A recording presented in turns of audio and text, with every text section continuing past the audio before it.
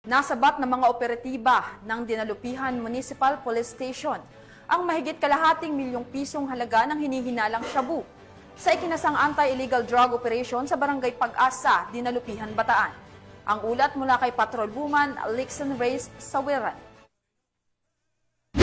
Nasabat ng mga otoridad ang mahigit kalahating milyong pisong halaga ng hinihinalang shabu sa isang matagumpay na anti-illegal drug operation na isinagawa ng Bataan Police Provincial Office sa Barangay Pag-asa, Dinalupihan, Bataan. Ayon kay Police Colonel Marites A. Salvadora, Provincial Director ng Bataan Police Provincial Office, nagsagawa ng buy-bust operation ng Station Drug Enforcement Unit ng Dinalupihan Municipal Police Station na nagresulta sa pagkakaaresto ng 3 hinihinalang tulak ng droga. Na-recover mula sa mga sospek ang tinatayang 81.1 gramo ng shabu na may standard drug price na 551,480 pesos. Ayon sa ulat, nahuli sa aktong nagbebenta ng iligal na droga ang mga sospek at kasalukuyang nasa kustodiya ng Dinalupihan Municipal Police Station habang inihahanda na ang pagsasampa ng kasong paglabag sa Republic Act 9165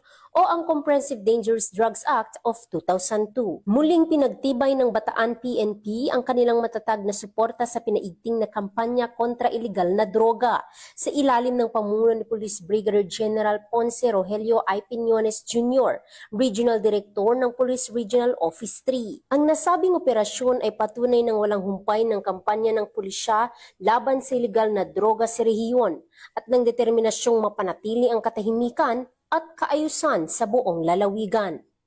Mula dito sa gitnang Luzon, ako ang inyong PNN correspondent, Patrolwoman Lixon Reyes A. Sawiran, alagad ng batas, tagataguyod ng Balitang Pulis.